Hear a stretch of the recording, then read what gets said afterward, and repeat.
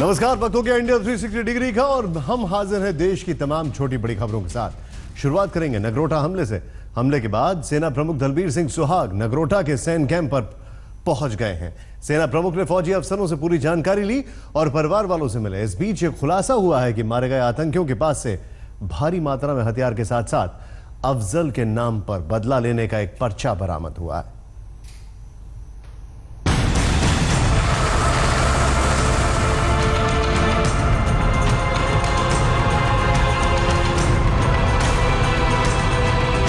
अफजल गुरु का बदला लेने आए आतंकी। पुर्जे पर लिखा दहशतगर्दी की साजिश। नगरोटा हमले का लोकल नेटवर्क।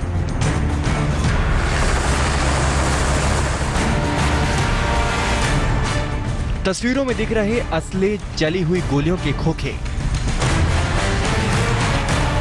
AK-47 के 16 भरे हुए मैगजीन, दवाइयां और उर्दू में लिखे पर्चे। ये सामान नगरोटा में मारे गए आतंकवादियों के पास से बरामद हुआ। आतंकी लंबी लड़ाई की तैयारी के साथ आए थे। सबसे चौंकाने वाला वो पर्चा था जिसमें अफजल का जिक्र था। उन पर संसद पर हमले के मास्टरमाइंड आतंकी अफजल गुरु का जिक्र है। पर्चे पर उर्दू में लिखा है अफजल गुरु के इंतकाम की एक किश्त। नगरोटा में मारे गए आतंकवादियों के पास एक पर्ची मिली जिसमें साफ लिखा था गजवाए हिंद और AGS यानी अफजल गुरु स्क्वाड। संदेश वही कि पाकिस्तान में बैठा जैश ए मोहम्मद एक संदेश भेज रहा है मौलाना मसूद अजहर का आतंकवादी संगठन कि जिस तरह से अफजल गुरु को संसद पर हमले के लिए फांसी दी गई उसका बदला पाकिस्तान ले रहा है। ये उसकी एक किश्त है। आतंकवादियों के पास मिले ज्यादातर सामान भारत में बने हुए हैं। उनके बदन पर मिली पुलिस की वर्दी पर सिलाई के बाद लोकल टैग मिला है। सूत्रों के मुताबिक कपड़े स्थानीय इलाके में सिले गए थे। इससे इशारा मिलता है कि आतंकवादी बहुत पहले घुसपैठ के जरिए जम्मू कश्मीर में आए थे और तब से यहीं रह रहे थे, यानी सही वक्त का इंतजार कर रहे थे। आतंकवादियों को यह कैसे पता चला कि इस मिलिट्री स्टेशन में एक वो ऐसी जगह है जहां सुरक्षा कम है, कमजोर है, यानी उनको कोई स्थानीय आदमी ऐसा था जो उनकी मदद कर रहा था। हथियार जो उनके पास थे वो तो पाकिस्तानी थे, लेकिन कुछ और सामग्री जो उनके पास थी वो भारत में ही निर्मित थी। आर्मी कैंप में घुसने के बाद आतंकियों ने सीधे अफसरों के मैस की तरफ रुख किया, जो ये बताता है कि आतंकी फौज के बड़े अफसरों पर निशाना साधना चाहते थे। गौरव सावंत, नगरोटा, आज तक। अब यह साफ हो गया है कि खुफिया एजेंसियों ने इस हमले का 10 दिन पहले ही अंदेशा जताया था, लेकिन इसके बावजूद आतंकी हमला हुआ और सेना को बड़ा नुकसान उठाना पड़ा। सवाल उठता यह है कि क्या खुफिया रिपोर्ट की अनदेखी हुई थी?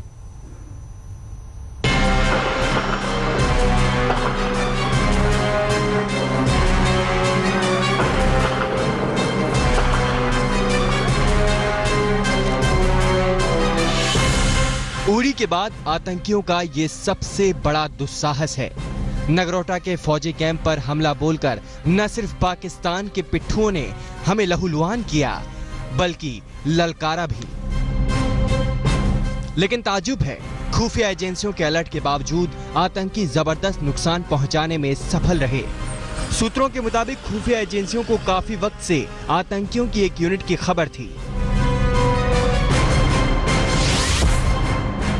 लगभग 10 दिन पहले मल्टी इंटेलिजेंस सेंटर की ओर से 24 नवंबर को जारी की गई रिपोर्ट में शक जताया था कि आतंकवादी पहले हुए हमलों की तरह ही 29 और 30 नवंबर को फिर से जम्मू कश्मीर में किसी बड़े आतंकी हमले को अंजाम दे सकते हैं।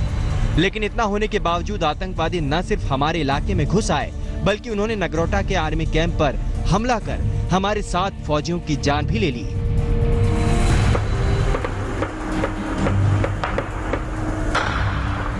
हमले के बाद अंदाजा लगाया जा रहा है कि आतंकियों को कैंप के बारे में काफी जानकारियां पहले से मिली हुई थीं। शक है कि कोई स्थानीय शख्स उनसे मिला हुआ था जो कि कैंप को भली भांति जानता था। नगरोटा में सेना पर बड़े आतंकी हमले के बाद रक्षा मंत्रालय ने सेना से सुरक्षा में हुई चूक को लेकर रिपोर्ट मांगी है। खासतौर से सर्जिकल स्ट्राइक के बाद जम्मू कश्मीर में आतंकी पाकिस्तानी सेना की शह पर लगातार सेना और सुरक्षा बलों को निशाना बना रहे हैं। इसी को लेकर हाल ही में रक्षा मंत्रालय ने जम्मू कश्मीर में सेना के कैंप, शिविर और मुख्यालय को लेकर एक नई एसओपी जारी की थी।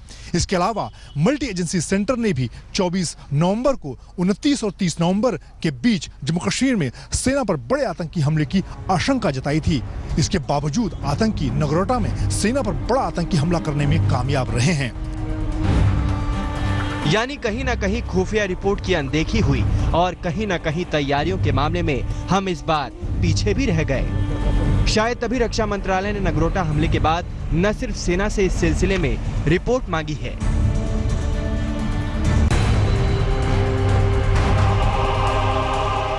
लेकिन सवाल उठता है कि पहले और दूसरे हमले के बाद तीसरा हमला कैसे हो गया। और सवाल ये भी कि क्या हमले के वक्त फौज सतर्क नहीं थी? क्या एक के बाद एक होते इन हमलों का कोई तोड़ नहीं है? ये सवाल उठाने की नौबत नहीं आती अगर उरी और पठानकोट हमले के बाद ही कैंपों की सुरक्षा पर ध्यान देने के लिए परंपरागत चौकसी के अलावा भी कुछ और किया जाता। आखिर कब इजराइल की तर्ज पर सभी आर्मी कैंप को क्लोज सर्किट कैमरों से लैस किया जाएगा? कब कैंप की दीवारों में सेंसर और सेंध से बचने के लिए दूसरे उपकरण लगाए जाएंगे? नगरोटा से अश्विनी कुमार और आतिर खान के साथ मंजीत सिंह नेगी, दिल्ली, आज तक।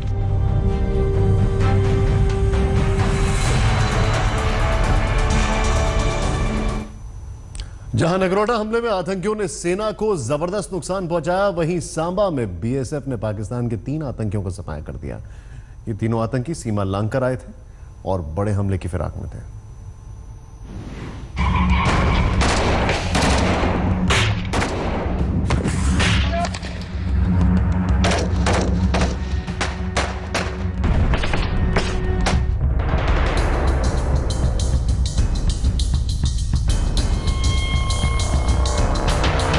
पाकिस्तान की फितरत कभी नहीं बदल सकती। वो हमें नुकसान पहुंचाने का कोई मौका नहीं छोड़ता। जमीन के ऊपर कंटीले तार से घुसपैठ को लगाम लगाने की कोशिश की गई, लेकिन चालबाज पाकिस्तान ने जमीन के अंदर से सुरंग बनाकर आतंकियों की खेप को हमारी सीमा में धकेला।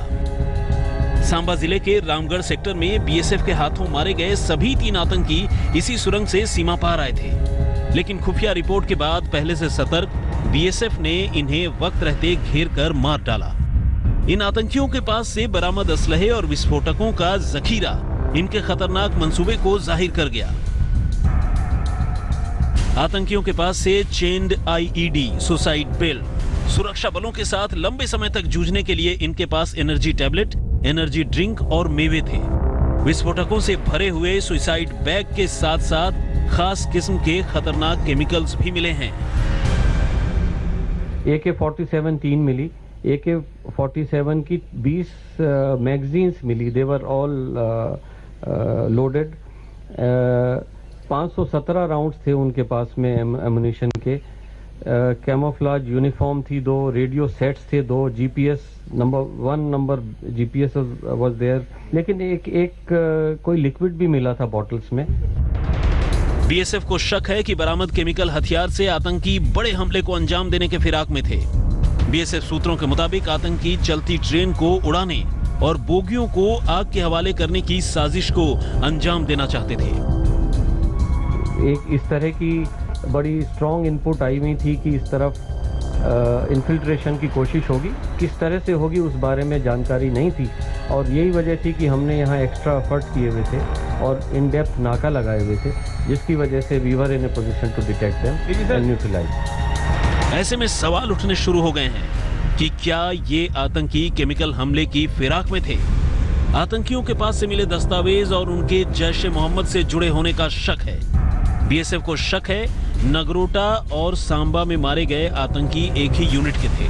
सीमा पार करने के बाद दोनों अलग हो गए, हालांकि अभी इसकी पुष्टि होनी बाकी है। नगरोटा से अश्विनी कुमार और आतिर खान के साथ मंजीत सिंह नेगी, दिल्ली, आज तक। नोटबंदी के 22 दिन हो गए हैं, लेकिन बैंकों और एटीएम में लोगों का तांता लगा हुआ है। सबसे ज्यादा टेंशन है नौकरी पेशा वाले लोगों को, जिनके खाते में कल से दनादन सैलरी आएगी।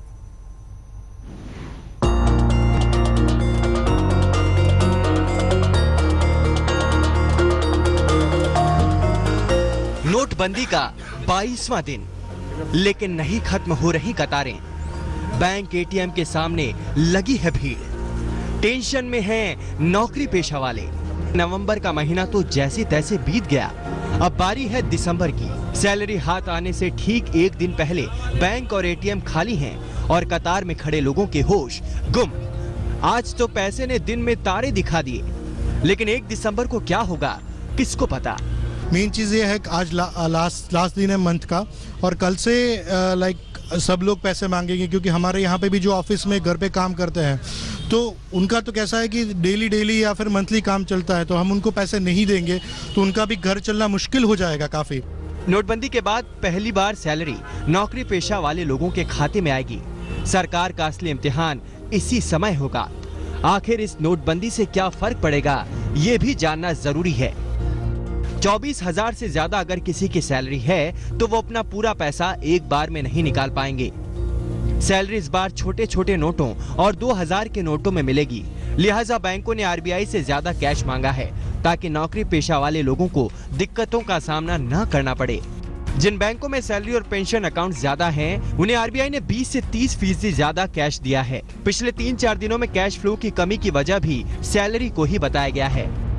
अभी तो सोचा ही नहीं, क्योंकि हमारे हाथ में ही पैसा नहीं है। अभी 1-2 दिन उनको रुका के हम सोचेंगे क्या करना है। वो अगर वो मानते हैं चेक के लिए तो हम उनको चेक दे देंगे। सैलरी खाते में आती है तो खुशियां लेकर आती है, लेकिन नोटबंदी के बाद तो टेंशन लेकर आई है। अब देखना है कि सरकार इस टेंशन को बढ़ाती है या फिर लोगों के चेहरे पर मुस्कान लाती है। अहमदाबाद से गोपी घांगर, पुणे से पंकज खेलकर और दिल्ली से इल्मा हसन के साथ आज तक ब्यूरो। अब सिनेमाघरों में राष्ट्रगान का बजाना अनिवार्य होगा। ये फैसला सरकार का नहीं बल्कि सुप्रीम कोर्ट का है। 10 दिनों के अंदर ये आदेश देश में लागू करने का वक्त क्या है, देखिए रिपोर्ट।